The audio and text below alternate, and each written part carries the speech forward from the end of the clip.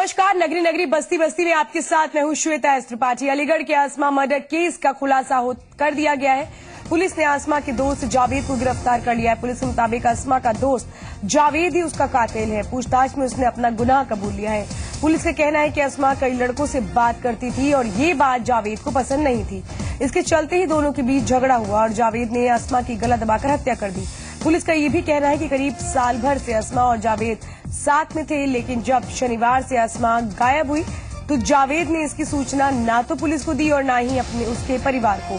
Police ने शक के आधार पर जब पूछताछ की तो सारी कहानी सामने आई। तो वहीं आसमा के परिजनों ने पुलिस की कार्रवाई पर संतोष जताया है।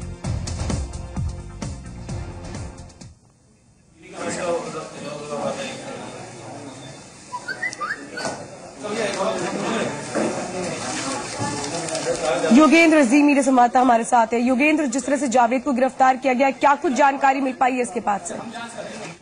देखिए, ये जावेद जो है जिस दिन इसके परिजन आए आसमा के, उस दिन से इनके साथ लगा हुआ था। ये अपने आप को बचाने का पूरा प्रयास कर रहा था कि इसके ऊपर किसी को शक ना हो। लेकिन सबसे बड़ी बात इसको शक के होने की ये हुई कि जब ये उसके साथ 24 घंटे रहता था तो जिस दिन वो गायब हुई तो इसने उसकी सूचना पुलिस को क्यों नहीं दी। इसी आधार पर इसको उठाकर इससे जब पुलिस ने कड़ाई से पूछताछ की तो इसने अपने सारे गुनाह कबूल लिए। उसने कहा ये कई लड़कों से बात करती थी, इस वजह से मुझे इससे चिढ़ होती थी, इसलिए मैंने इसकी हत्या कर दी। आप बताइए क्या कुछ अब आगे की कार्रवाई होगी? जिस तरह से जानकारी अब दी गई और कबूल भी लिया है जावेद ने अपना गुनाह, अब किन किन धाराओं में ये केस दर्ज हुआ है? पुलिस ने वही 302 की धाराओं में केस दर्ज करके इसको जेल भेज दिया। चलिए, पूरी जानकारी देने के लिए बहुत बहुत धन्यवाद। तो 302 की धारा में अब केस दर्ज कर लिया गया क्योंकि इस मामले में गुनाह कबूल कर लिया गया है जावेद की तरफ से। और ये कहा गया है कि जिस तरह से आसमा दूसरे लड़कों से बातचीत करती थी, ये बात नागवार गुजरी जावेद को। और जब गायब हुई आसमा उसके बाद भी कोई जानकारी नहीं दी गई, लेकिन पुलिस के गिरफ्तारी के बाद जब पूछताछ कड़ाई से की गई जावेद से तो उसने अपना गुनाह कबूल लिया। सारे पहलुओं को जानने के बाद हमें पता चला कि इसका लास्ट में जो रह रही थी सलमान जावेद, इनके द्वारा घटना की थी, उनको गिरफ्तार किया गया। उन्होंने अपना जुर्म कबूल। वजह दोनों की अनबन हो गई कुछ उसमें टैबलेट्स में कि मना करते थे कि और लोगों से बात न करो, बहुत सारे कारण थे। गाजियाबाद के लोनी इलाके में एक महिला पर एसिड से हमला किया गया। इसमें महिला बुरी तरह से झुलस गई है और उसे गंभीर हालत में जीटीबी अस्पताल में भर्ती करवाया गया। घटना बलराम नगर कॉलोनी की है। सोना देवी नाम की इस महिला का उसके रिश्तेदारों से किसी बात को लेकर विवाद था और इसी साजिश के चलते आज सुबह 2 बाइक सवार आए। पहले कुछ देर तक उन्होंने महिला के साथ हाथापाई की और फिर एसिड फेंक कर फरार हो गए। पुलिस फिलहाल मामले की जांच में जुटी है। आज सुबह 5 बजे करीब मेरे मोहल्ले की जो है बड़ी से सोना देवी उसमें टहलने जा रही थी। मैं भी सुबह टहलने निकला तो 2 लड़के बाइक पे आए और उसके साथ हाथापाई हुई और उसके हाथापाई उसके बाद उसके ऊपर जो है उन्होंने वो डाला उसमें बड़ी गंभीर अवस्था में। उससे फिर पुलिस आई, हम सब मोहल्ला पर पकड़ी हुआ, उसको जीटी हॉस्पिटल ले गए और उसकी करीब 1-1.5 साल से उसके दामाद से उसका विवाद चल रहा था और उन्होंने जो है बस ये बल्दिया में घटना। ये बेचारी जब से इनकी शादी हुई तब से इनके ससुराल वालों ने प्रताड़ित करना शुरू कर दिया है। कभी दहेज के लिए, कभी चीजों के लिए, कभी गाड़ी के लिए। इनके साथ मारपीट हर तरह से जो कोशिश होती है उनसे करते हैं इनके साथ।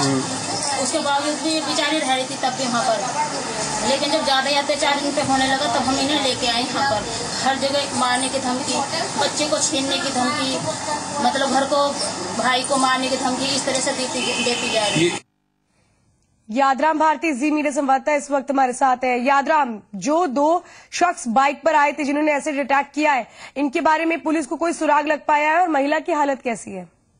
देखिए शिल्पी, ये जो घटना है बलराम नगर लोनी की है और यहाँ पर जो सोना देवी नाम की जो युवती है उसके चेहरे पर तेजाब डाल दिया है। ऐसा जब ये घर के बाहर थी। अभी फिलहाल जो पुलिस की जांच में सामने आया है वो ये है कि इनका पारिवारिक विवाद चल रहा था और इसकी जो भांजी है उसके दामाद से उनका पिछले काफी समय से विवाद चल रहा था और उसी को लेकर बात इतनी बढ़ी कि आज 2 युवक आए यहाँ पर और उन्होंने इसके ऊपर तेजाब डाल दिया। फिलहाल जो सोना है वो बात करने की स्थिति में नहीं है, वो पुलिस को बयान देने की स्थिति में नहीं है।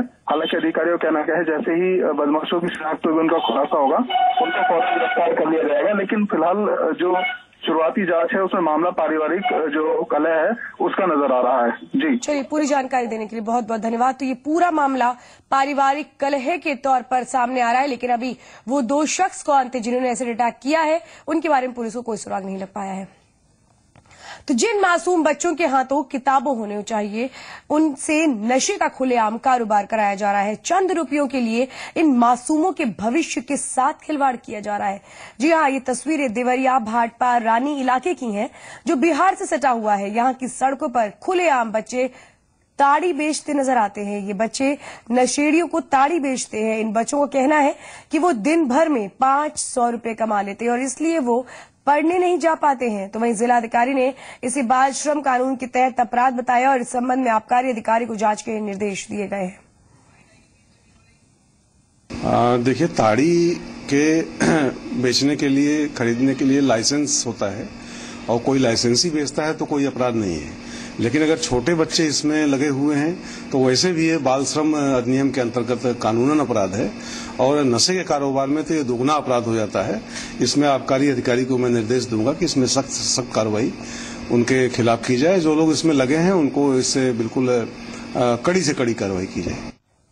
और इस वक्त बड़ी खबर हापुड़ से आ रही, जहां पर मुआवजा बांटने में अधिकारियों ने किसानों के साथ अजीब मजाक किया। किसानों को उनकी बर्बाद फसलों की भरपाई के लिए जो मुआवजे के चेक बांटे गए, उन पर तहसीलदार ने दस्तखत ही नहीं किए थे। परेशान किसानों ने अब डीएम से शिकायत की है। मोहम्मद ताहिर जी मेरे संवाददाता हमारे साथ हैं। ताहिर, ये बताइए कि बिना दस्तखत के ये चेक कैसे बांट दिए गए? क्या किसी की नजर नहीं गई? आखिर ये किस तरह का मजाक है? आपको बताना चाहूंगा, ये किसान जो है चेक लेकर आए थे तहसीलदार के दफ्तर पर और उनका आरोप था कि तहसीलदार ने जो है दीपक कुमार जो तहसीलदार हैं उन्होंने जो है चेकों पर साइन नहीं किए, बाकी अपनी मोहर लगाकर उनको दे दी। जब वो बैंक लेकर गए तो बैंक में उन चेकों को जो है वापस कर दिया गया। उन किसानों को जो पीड़ित किसान थे, किसान बेमौसम बारिश और ओलावृष्टि से वैसे ही परेशान थे। उसके अलावा अब जो अधिकारी उन्हें मुआवजे के चेक बांट चुके हैं, उसके अलावा अधिकारी जो कि चक्कर काट कर किसान जो है फिर परेशान है।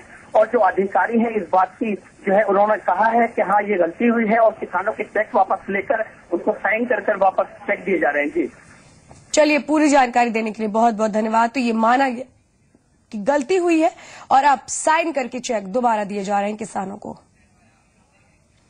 यूपीपीसीएल में एक बार फिर से बड़े घोटाले की सुगबुगाहट है। बिजली नियामक आयोग ने खारिज की गई 3 निजी बिजली परियोजनाओं को बहाल कर दिया है। आयोग ने 3 निजी कंपनियों को बिजली के प्लांट लगाने की इजाजत दी है। इन परियोजनाओं को 6 महीने पहले ही प्रदेश हित के खिलाफ बताकर खारिज कर दिया गया था। 250 मेगावाट की पारिक एल्युमिनिमिक्स, 250 मेगावाट की यूनिटेक मशीन और 600 मेगावाट की क्रिएटिव थर्मोलाइट, इन तीनों परियोजनाओं के एमओयू मायावती सरकार के समय साइन हुए थे। समय पर इन्हें एक्सटेंशन भी दिया गया, लेकिन इन कंपनियों ने काम ही नहीं शुरू किया। नियामक आयोग ने पिछले साल नवंबर में इन्हें खारिज कर दिया था, लेकिन अचानक अब इन कंपनियों को हरी झंडी देने पर सवाल खड़े हो गए। तो वहीं उपभोक्ता परिषद ने पूरे मामले की सीबीआई से जांच कराने की मांग की है। नियामक आयोग ने पलटी मारते हुए अपने डिसीजन को ही, जो 6 महीना पहले जिनको इन्होंने खारिज किया था, उस पर पलटी मारते हुए उसको बहाल कर दिया। और ये कहना गलत नहीं होगा कि उत्तर प्रदेश सरकार के दबाव में नियामक आयोग द्वारा उठाया गया कदम है। हम लोग इस पूरे मुद्दे का अध्ययन कर रहे हैं और नियामक आयोग में पुनः पुनर्विचार याचिका दाखिल करेंगे। वहीं दूसरी ओर हम लोगों ने आज ये भी ऐलान किया है कि प्रदेश के गृहमंत्री और महामहिम राज्यपाल जी से भी मिलेंगे कि ये इसमें बहुत बड़ा गेम प्लान है। इसके पीछे की सच्चाई क्या है कि 6 महीना पहले और आज में क्या अंतर आ गया, जो 6 महीना पहले प्रदेश हित में नहीं था और आज प्रदेश हित में हो गया। इन सब का खुलासा करने के लिए, इसमें कोई भ्रष्टाचार अगर हुआ है तो इसका खुलासा करने के लिए हम लोग सीबीआई जांच की मांग करेंगे।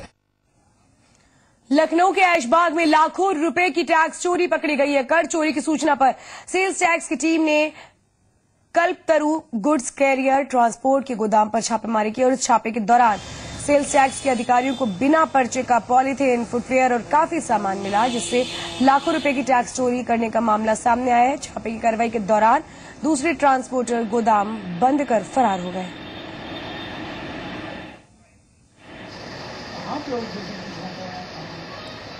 लखनऊ के सेंट जोसेफ कॉलेज में मुस्लिम छात्रा को स्कार्फ डालकर स्कूल आने से रोकने के मामले में जी संगम की खबर का असर हुआ है। डीएम ने मामले की जांच के लिए एसीएम और जिला विद्यालय निरीक्षक की 2 सदस्यीय जांच कमेटी बनाई है। डीएम का कहना है कि कमेटी 4 दिन के अंदर अपनी रिपोर्ट देगी और जांच रिपोर्ट आने के बाद कॉलेज के खिलाफ कार्रवाई की जाएगी।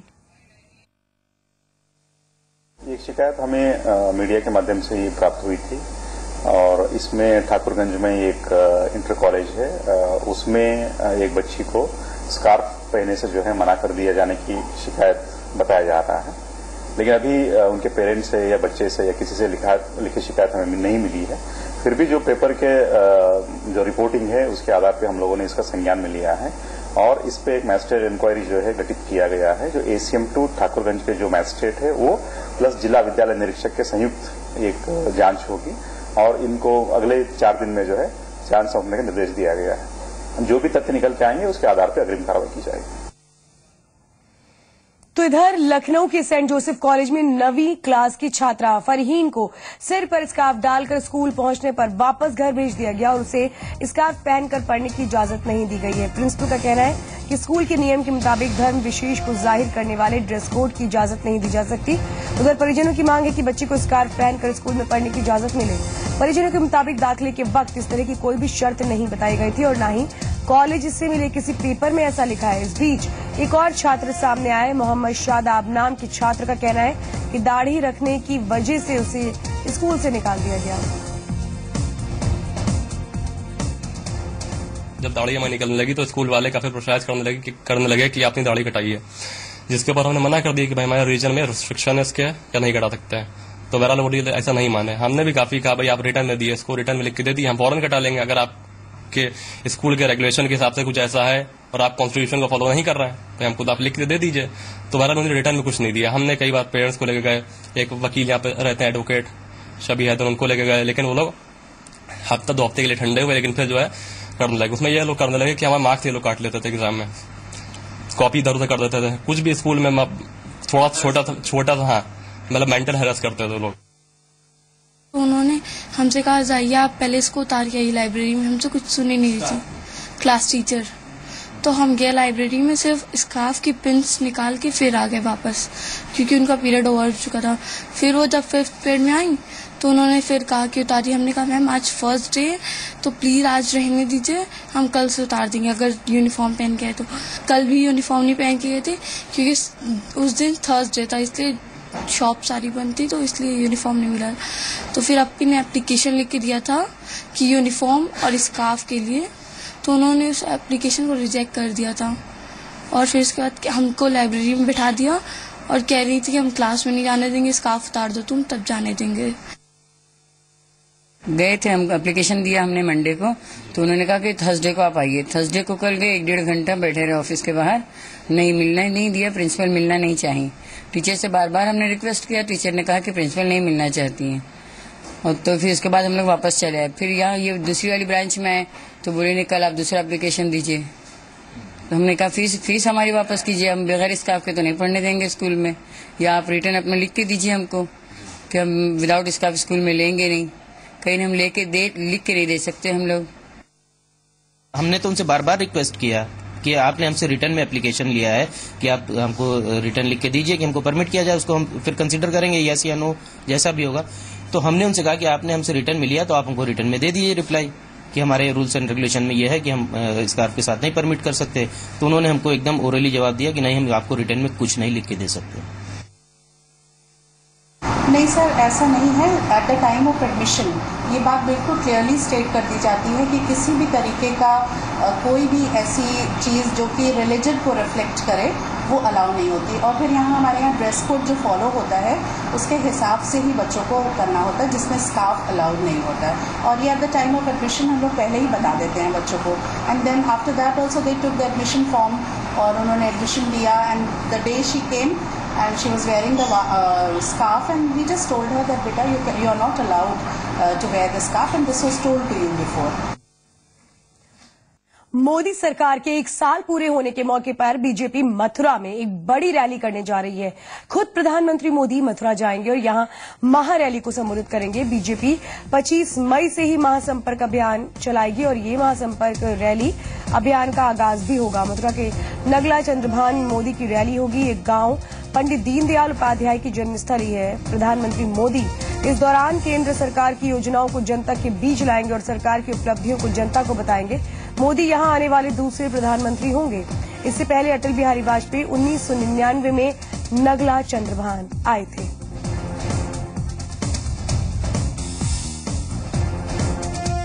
छब्बीस मई को केंद्र की सरकार का 1 वर्ष पूरा हो रहा है। अब नरेंद्र मोदी जी की वर्तमान भारतीय जनता पार्टी की केंद्र की सरकार पंडित दीनदयाल उपाध्याय जी के सिद्धांतों पर चलने वाली सरकार है। उनके सपनों को साकार करने वाली सरकार है। मथुरा में होने वाली प्रधानमंत्री मोदी की रैली से पहले बीजेपी की कल यहां पर बैठक होगी। पार्टी नेता रामलाल बैठक की अध्यक्षता करेंगे और इसमें लक्ष्मीकांत वाजपेयी, सुनील बंसल और श्रीकांत शर्मा सहित कई वरिष्ठ नेता मौजूद रहेंगे। आदरणीय नरेंद्र मोदी जी 25 मई को आदरणीय पंडित दीनदयाल उपाध्याय जी के चरणों में श्रद्धा सुमन अर्पित करेंगे। अपने 1 साल के कार्यों को जनता को समर्पित करेंगे और भविष्य की योजनाओं के संबंध में जनता से बात करेंगे। एमपी के सीएम शिवराज सिंह चौहान कह चुके हैं कि उनकी सरकार एकात्म मानववाद की नीति पर काम कर रही है। हमारे चैनल के संपादक वासुदेव मिश्र ने जब उनसे इस संबंध में सवाल किया था तो उन्होंने क्या कहा था वो आपको सुनाते हैं। एक बहुत मजेदार बात आपने कही है, एकात्म मानववाद की। जहां तक हम लोग पढ़े हैं, मुझे लगता है पंडित दीनदयाल उपाध्याय जी के इंटीग्रेटेड ह्यूमनिज्म की बात कर रहे हैं। उस इंटीग्रेटेड ह्यूमनिज्म की जो थ्योरी है उसको आपकी पार्टी उतना एग्रेसिवली क्यों नहीं परसू कर रही है जितना कि आपने अपने राज्य में किया? हम तो उसी के हिसाब से काम कर रहे हैं। देखिए, पंडित दीनदयाल उपाध्याय जी का एकात्म मानव दर्शन कहता है मनुष्य केवल शरीर नहीं है, शरीर तो है, शरीर के साथ साथ मन भी है, बुद्धि भी है, आत्मा भी है। इसलिए मनुष्य को पूरी तरह अगर सुखी करना है तो शरीर, मन, बुद्धि और आत्मा, इन चारों का सुख वो प्राप्त कर सके, ऐसे राज्य और समाज जीवन की हमको रचना करना है। पहली चीज शरीर का सुख, मतलब रोटी, कपड़ा, मकान, पढ़ाई लिखाई और दवाई का इंतजाम, ये पहला सुख है। और इसलिए रोटी, कपड़ा, मकान की जरूरत इसलिए हमने किसानों के लिए भी किया और अपने जो गरीब आदमी, क्योंकि एक बात और कही गई एकात्म मानव दर्शन में भी, भारतीय सोच में भी, जिसको महात्मा गांधी भी मानते थे, जिसमें जितनी सामर्थ्य उतना वो कमाए और जिसकी जितनी जरूरत है उसको उतना दिया जाए। इसलिए मैं कतई ये नहीं मानता कि जीडीपी ग्रोथ अगर हमारी 11-12% या एग्रीकल्चर ग्रोथ हमारी 19% हो गई है तो हम फूल के कुप्पा हो जाए और क्या कि नहीं हम बहुत आगे आ गए। अरे जब तक विकास का प्रकाश गरीब आदमी तक नहीं पहुंचेगा, धन्नू, मन्ना, कल्लू, पन्ना, जुम्मन तक नहीं पहुंचेगा, तब तक वो विकास बेमानी है। और इसलिए हमने अपने मजदूरों के लिए ऐसी योजना बनाई कि उनके बच्चों को निःशुल्क पढ़ाई की व्यवस्था, स्कॉलरशिप पहली क्लास से, बीमार हो जाए तो इलाज की व्यवस्था, सस्ता गेहूं, राशन खाने देना ताकि ढंग से पेट भर जाए। अगर कोई आपदा आ जाए, दुर्घटना हो जाए, प्राकृतिक आपदा हो जाए तो उसके साथ सामाजिक सुरक्षा खड़ी हो जाए।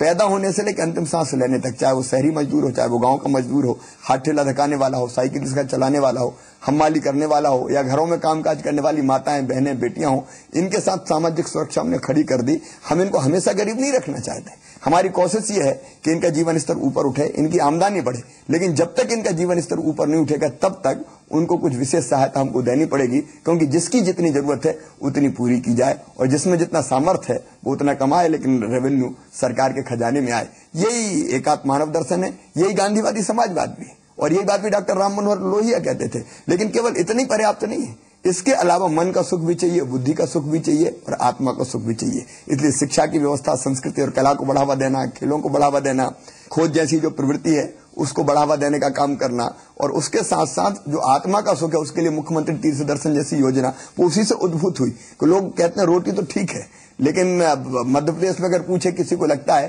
कि अगर एक बार बद्रीनाथ धाम के दर्शन कर लूं, मरने के पहले जगन्नाथपुरी चला जाऊं, ये एक बड़ी इच्छा उनके अंदर होती है। तो हमने मुख्यमंत्री तीर्थ दर्शन जैसी योजना बना के इसको भी साकार करने का काम किया। और फिर महिला और पुरुष में कोई भेद ना हो, महिला सशक्तिकरण ढंग से हो, इसके लिए लाडली लक्ष्मी से योजना से लगा के, गांव की बेटी योजना से लगा के, मुख्यमंत्री कन्यादान और निकाह योजना से लगा के, 50% रिजर्वेशन स्थानीय निकायों के चुनाव में देने से लेकर और आर्थिक सशक्तिकरण पर एक नहीं अनेकों प्रयास किए। तो जो सर्वांगीण विकास है, जो सबका भला करे, जो सबका विकास करे, सब सुखी हो, सब निरोग हो, सबका मंगल हो, सबका कल्याण हो, ये जो लाइन है विकास की, ये भारत की सोच है, ये एकात्म मानव दर्शन की सोच है, ये पंडित दीनदयाल उपाध्याय जी की और स्वामी विवेकानंद जी की सोच है, उसी पर भारतीय जनता पार्टी आगे बढ़ रही है।